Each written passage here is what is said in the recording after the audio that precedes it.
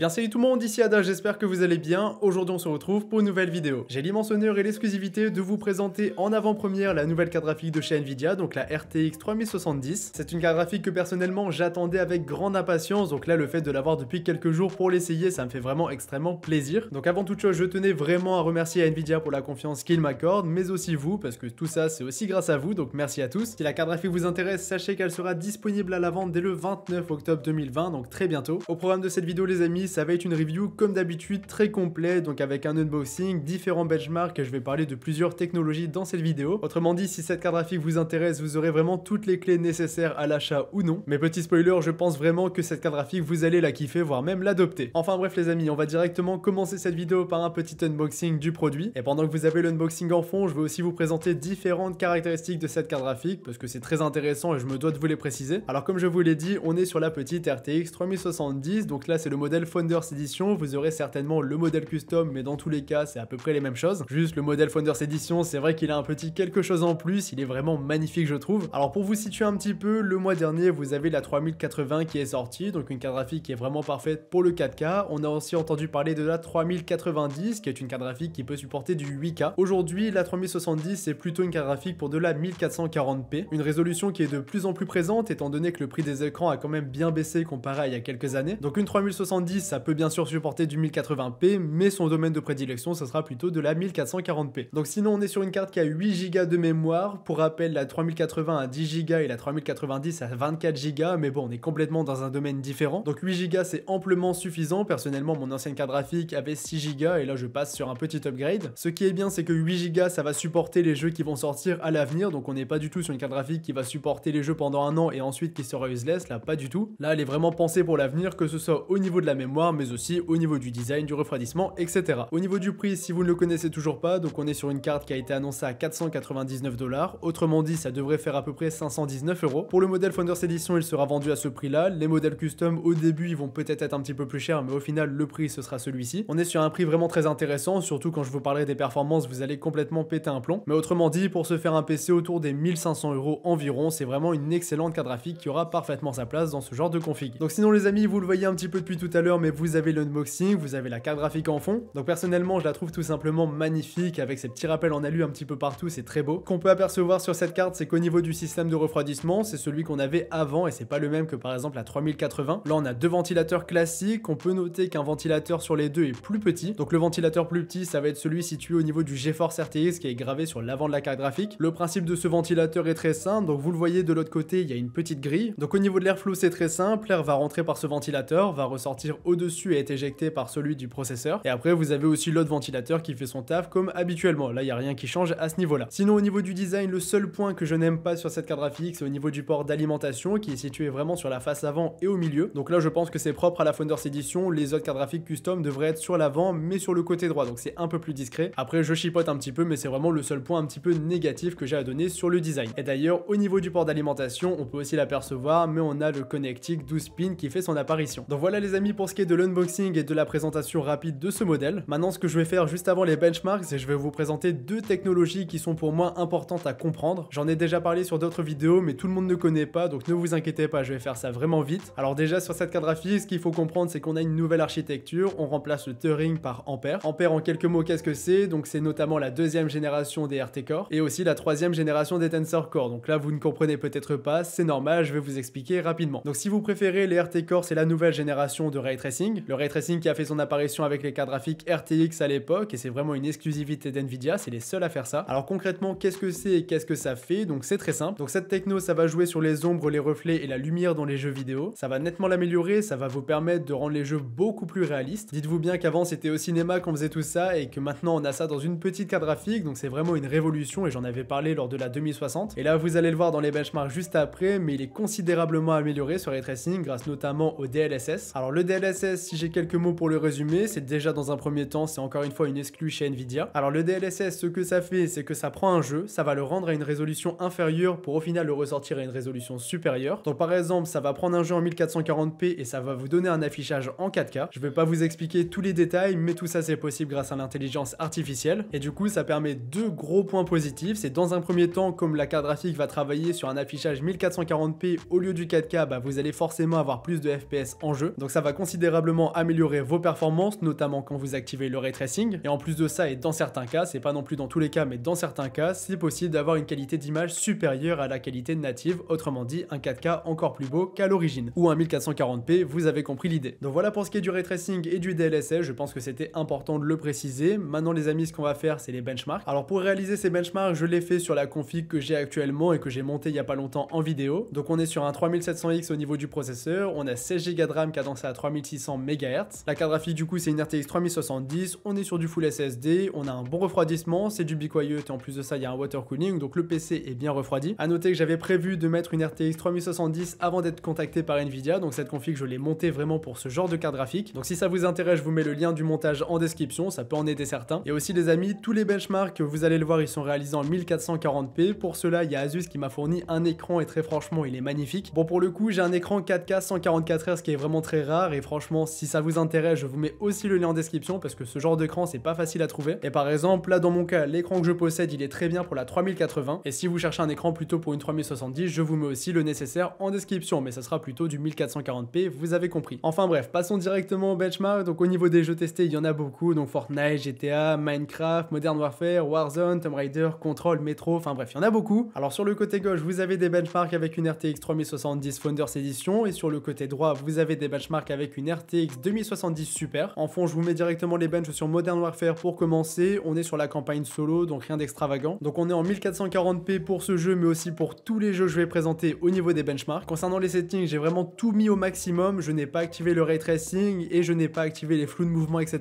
parce que personnellement, ça me gêne. Mais mis à part ça, le jeu est au max de ses capacités. Le ray tracing, vous l'aurez sur d'autres jeux, mais je tenais à varier ray tracing et pas ray tracing en fonction des benchmarks. Donc vous avez toujours différentes données qui vont s'afficher à l'écran, donc le CPU, le GPU, la mémoire. Je vous mets tout à l'écran histoire de voir un petit peu ce que ça donne, mais moi je vais à chaque fois commenter les FPS en moyenne. Donc vous avez FPS min, FPS AVG et FPS max. Et généralement, ce qui nous intéresse, c'est FPS AVG parce que c'est la moyenne des performances. Donc sur Modern Warfare, ça tourne extrêmement bien, comme sur à peu près tous les jeux que je vais vous présenter dans tous les cas. Et je vous le répète encore une dernière fois, on est en 1440p et non pas en 1080p. En 1080p, il n'y avait pas grand intérêt à tester beaucoup de jeux parce que généralement, vous allez tourner à plus de 144 images par seconde. Par contre, c'est intéressant de voir si on peut tourner des jeux en 1440p à 144 images par seconde. Et c'est aussi beaucoup plus intéressant à comparer avec la 2070 Super, vous avez compris. Donc sur Modern Warfare, avec la RTX 3070, on peut apercevoir qu'on est sur une très bonne moyenne, donc 118 FPS. D'un autre côté, sur la 2070 Super, on va avoir une moyenne à 98 FPS. Autrement dit, on a une différence de 20 FPS entre les deux et c'est vraiment pas dégueu, c'est une belle augmentation, sachant que les deux cartes graphiques tournent autour des 500 €. Donc voilà pour Modern Warfare. Ensuite, on enchaîne directement en passant sur Tomb Raider. Alors Tomb Raider, j'ai lancé le jeu en mode benchmark directement, tout est au maximum au niveau des settings et vous avez aussi le ray tracing qui est activé. Alors là, on a une différence vraiment significative, donc avec la 3070, on va tourner autour des 80 FPS sur le mode benchmark, face à 50 FPS en moyenne avec la 2070 Super, 30 FPS d'écart, c'est vraiment énorme. En sachant que je vous le rappelle, mais Nvidia avait annoncé environ 40% de FPS supplémentaires face à une 2070 Super. Bien évidemment, ça dépend des jeux, mais c'est vraiment la chose qu'on veut vérifier dans cette vidéo. Ensuite les amis, on change de jeu en passant directement sur Minecraft RTX, donc la version RTX de Minecraft, c'est pas la version classique bien sûr. Il est toujours en version bêta, mais ça permet de bien comparer les deux. Donc avec la 3070, on aura une moyenne à 93 FPS, face à 72 FPS de moyenne avec la 2070 Super, donc environ 20 FPS d'écart encore une fois. Ensuite je suis passé directement sur Control, là c'est pareil, j'ai tout mis au maximum, j'ai mis le ray tracing etc, comme ça on était sûr d'avoir le jeu au max. Donc là pour ce jeu, je vais vous donner deux estimations différentes au niveau des FPS, parce que c'est vrai qu'ils avaient tendance à beaucoup varier. Alors avec la 3070, au minimum on est tombé à 65 FPS, et en moyenne on tournait autour des 105 FPS, donc c'est vraiment pas mal. Et du côté de la 2070 Super, au minimum on est tombé à 45 FPS, et au maximum on est monté à 90. Donc là encore une fois, on peut retrouver par moment la différence des 20 FPS d'écart. Ensuite les amis, je fais un test sur Fortnite directement, j'y joue jamais à ce jeu, mais bon, vous êtes nombreux à me le demander tout de même, donc je le fais. En sachant que Fortnite c'est un jeu bien prometteur parce qu'il a des nouvelles technologies qui vont apparaître, et notamment le ray tracing qui est pour le moment en version bêta. Donc du coup pour Fortnite, j'ai mis le jeu au maximum de ses capacités, encore une fois en 1440p, et aussi je n'ai pas activé le ray tracing. Alors avec la 3070, on tourne à 165 FPS en moyenne, ce qui est vraiment pas mal. Et avec la 2070 Super, là on sera plutôt autour des 130 FPS. Donc là 35 FPS d'écart, ça commence à faire beaucoup. Et vous le savez très bien, mais sur ce type de jeu, avoir beaucoup de performance, c'est le plus important. Bon bien sûr il faut du skill à côté, mais ça c'est une autre affaire. Après Fortnite, j'ai aussi lancé un petit test sur Metro avec le ray tracing, le jeu au maximum, etc. Un petit peu comme pour Control, c'est un jeu qui demande beaucoup de ressources, c'est pourquoi je l'ai testé. C'est absolument pas mon style de jeu, mais pareil, c'était encore intéressant intéressant à tester. Donc avec la 3070 on tourne à 80 fps en moyenne et avec la 2070 Super là on va tourner autour des 60 fps. Donc encore une fois on retrouve cette différence de 20 fps d'écart. Ensuite les amis, sur GTA V qui est un jeu bien sûr très joué à l'heure actuelle, encore une fois pour le mode online ou pour le mode RP. Sur GTA j'ai lancé le mode benchmark directement qui est intégré au jeu. J'ai mis le jeu au maximum de ses capacités, je vais juste pas activer un flou de mouvement mais mis à part ça c'est au max. Alors sur GTA c'était vraiment la plus petite différence entre les deux cartes graphiques. Donc la 3070 dans le mode benchmark tourne à 120 fps en moyenne et d'un autre côté la 2070 Super s'en sort aussi extrêmement bien étant donné qu'on tourne à 110 fps en moyenne. Donc là c'est vraiment le plus petit écart que j'ai pu relever entre les deux cartes. C'est le mode benchmark, c'est pas le mode online et encore moins le mode RP, c'est complètement différent. Dans tous les cas ça tourne extrêmement bien, mais sur GTA j'étais plutôt étonné d'avoir une si petite différence. Pour en finir avec les tests les amis, le jeu qui m'a le plus été demandé, donc Warzone. Donc Warzone ça tourne beaucoup mieux que la campagne de Call of Duty Modern Warfare et je l'avais mis dans les mêmes conditions, donc en 2K avec tout au maximum sans le ray tracing. Donc là avec la 3070 sur Warzone on va tourner sur une moyenne de 130 fps qui est vraiment pas mal. Je ne l'ai pas testé avec la 2070 Super parce qu'un benchmark bien fait c'est un benchmark avec les mêmes mouvements et les mêmes actions, alors que sur Warzone c'est plutôt compliqué de faire ça. Donc voilà les amis pour tout ce qui est des tests in-game avec ces deux cartes graphiques. En conclusion on peut l'apercevoir mais on a entre 10 et 35 fps d'écart. Je sais pas si vous vous rendez compte mais en moyenne on tourne à 20-25 fps de plus sur la 3070 pour 19 € de plus au niveau du prix d'achat. Et de mon côté je trouve ça tout simplement bluffant parce qu'on est vraiment sur une belle hausse de performance. Pour en finir avec les benchmarks, j'ai aussi fait des benches un petit peu plus classiques sur 3D Mark directement pour comparer les résultats. Alors sur le mode TimeSpy classique et non pas le TimeSpy 4K, avec la 3070 on a plus de 12 000 points voire même presque 13 000. Et si on compare avec la 2070 Super, là c'est vraiment marquant, on a à peu près 10 000 points voire 10 100 points. Donc là tout ça a été bien sûr fait dans les mêmes conditions, on a une sacrée différence de points et là on voit directement que la carte graphique est quand même bien plus puissante. Sur 3D Mark je me suis pas arrêté sur un simple TimeSpy, j'ai aussi lancé un mode pour le ray tracing. Pour cela j'ai lancé un petit benchmark sur la map Port-Royal et encore une fois on avait une sacrée différence entre les deux modèles de cartes. Donc vous le voyez à l'écran, mais la 3070 c'était à 8000 points passés face à 6000 points environ pour la 2070 Super. Donc voilà pour ce qui est des 3D Mark et du coup voici pour tout ce qui est de tous les benchmarks. Si je dois faire une mini conclusion sur les benchmarks, on peut apercevoir qu'effectivement il y a une vraie hausse au niveau des performances. Les 40% sont respectés sur certains jeux, pas sur tous mais en même temps c'est normal, ils sont pas du tout optimisés de la même façon. Mais mis à part l'exception qui est quand même GTA V, on avait quand même une belle hausse de performance sur à peu près tous les jeux testés. Donc autrement dit au niveau des performances, la 3070 c'est complètement validé. Maintenant les amis, je trouve que c'est dans le thème et j'ai envie de terminer cette vidéo là-dessus, donc je vais vous présenter très rapidement 3 nouvelles technologies lancées par Nvidia. C'est vraiment dans le thème et ça devrait beaucoup vous plaire étant donné que ça vous permettra d'améliorer vos performances en jeu ou alors de faire du stream de meilleure qualité par exemple. J'en dis pas plus, je vais vous présenter ça dès maintenant. Donc la première techno c'est Nvidia Reflex. On est sur une techno disponible à partir des séries 900, donc ça va, c'est assez large au niveau des gammes. Concrètement c'est une technologie qui pourrait être intégrée ou non par les développeurs de jeux vidéo qui permettra de réduire la latence in-game. C'est déjà présent sur pas mal de jeux comme Apex Legends, Warzone, Modern Warfare, Fortnite, Valorant, etc. Personnellement je pense que c'est vraiment une technologie d'avenir parce que ça réduit la latence comme je vous l'ai dit. Donc concrètement si vous avez un GPU qui va un petit peu brider toute la config et par exemple un écran 60 Hz, bah Nvidia Reflex ça va vraiment être votre ami. Donc si vous le souhaitez je vous invite à tester parce que c'est dès maintenant disponible. Et au passage c'est aussi intéressant pour les plus grosses cartes graphiques, mais bon dans l'idée je pense que c'est plus intéressant pour ceux qui sont vraiment bridés avec des petits PC. Ensuite il y a une autre techno qui est vraiment excellente et je pense que pour les streamers vous allez kiffer. Donc là je veux bien sûr parler d'Nvidia Broadcast, vous en avez peut-être déjà entendu parler ou pas. On est sur une nouvelle technologie qui serait une exclusivité pour les cartes graphiques Turing ou Ampere. Concrètement quand je dis que c'est bien pour les streamers c'est pour deux choses. Ça va dans un premier temps vous permettre de faire par exemple de la réduction de bruit active. J'avais déjà un petit peu vous présenter ça avec une fonctionnalité qui était faite par Asus, donc AI Mic, et là c'est vraiment le même principe. Donc si vous avez des enfants qui crient derrière, si vous avez des bruits, des travaux etc, ça va réduire le bruit et ce genre de techno c'est vrai, ça marche très bien. Et aussi un autre truc que j'ai trouvé tout simplement bluffant, c'est que ça va pouvoir simuler un fond vert grâce à votre webcam. Ça se fait via l'intelligence artificielle et personnellement je trouve ça vraiment bluffant. Et vous allez aussi pouvoir faire de l'autoframe grâce à ce logiciel, donc ça va suivre votre visage si vous vous déplacez. Donc c'est vraiment très intéressant. Ensuite petite nouveauté c'est Nvidia Studio et c'est la dernière chose dont j'ai envie de vous parler dans cette vidéo. Donc là c'est pas pour les streamers mais c'est plutôt pour les créateurs de contenu, donc ça peut aussi servir pour les streamers si jamais vous faites des best-of etc.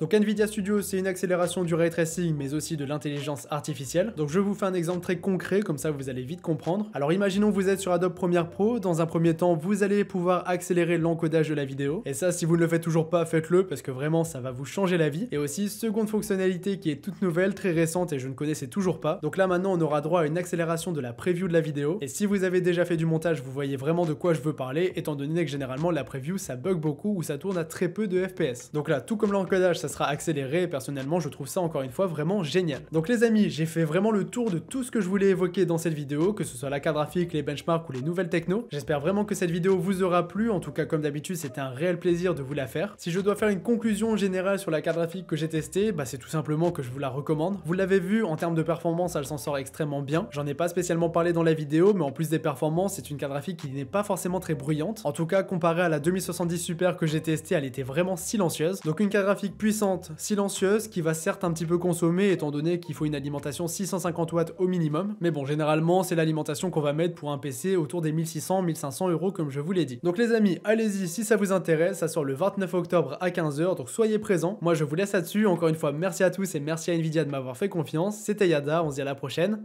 Salut tout le monde!